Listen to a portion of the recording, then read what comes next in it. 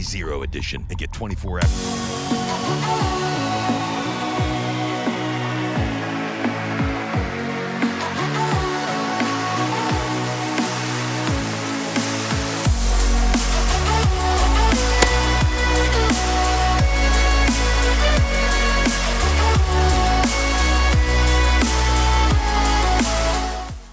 Oh, Call of Duty, every time you even mildly interest me, you always just disappoint me even further. So, this video is not really going to be dissecting all the issues with Call of Duty Advanced Warfare and how it's not really any different and how people are really easy to forget Ghost and all the trailers that could be a video for another day. And if you want like gameplay and all that stuff, I'm sure whoever the big Call of Duty YouTuber is right now is dissecting the living crap out of it for you, for your enjoyment. This video is for those of us who kind of want to look at the business side of Call of Duty, just how it actually affects us as the consumer and the gaming industry as a whole. So, what you're looking at right now is Call of Duty Advanced Warfare 0-day early access, and basically what that is you pre-order our game and you get the game 24 hours earlier, which is basically saying that, yeah, we could have released this whenever we want, but you know what, we just want to make sure that we have your $60, so only you get to play, little Timmy, only you. Good job, you're special.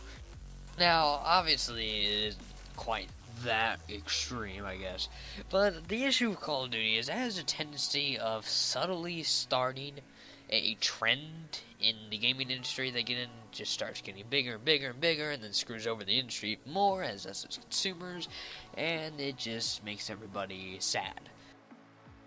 I already see this going in directions of you pre-order our game and you get like a month early access. Now, I know that sounds extreme right now, but hey, map packs went from being an occasional thing that was free to being something that is a standard for shooters now, that at least 4 have to be made, and they're each $15 each, and I'm sure the gamers of the past probably didn't see that one coming either when they were getting free maps from DICE back in the days of the early Battlefields. But that's beside the point. This isn't really gonna be a video talking about Advanced Warfare as it is, just Call of Duty in general, and why I hate Call of Duty, and why it doesn't matter if the game itself is going to be good or not, why I think we should just avoid Call of Duty at all possible. Because it's simple, Activision is just a terrible business company. Terrible.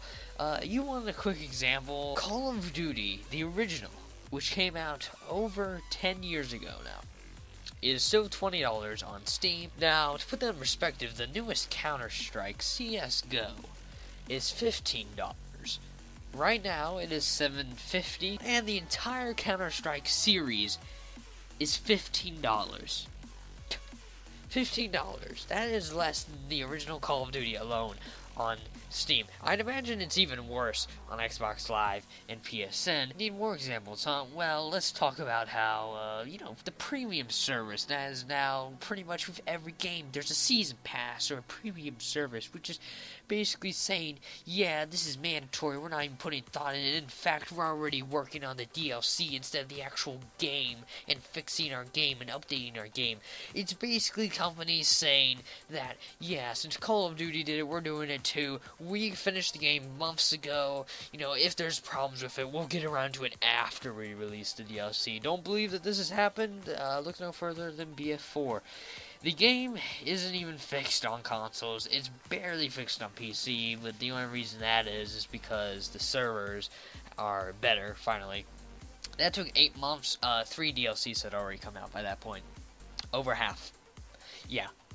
It's obvious that DLCs are becoming a huge standard in the market, and a company that popularized that, especially map packs, not just DLCs, Call of Duty. Call of Duty was a game that really just made it the standard.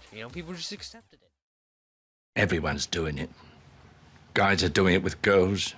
Girls are doing it with other girls. Some get together in groups and do it. Some even do it with complete strangers. Some people like to do it hardcore. Some people like to watch others doing it. Over 20 million people are doing it. Safe to say, Everyone's doing it.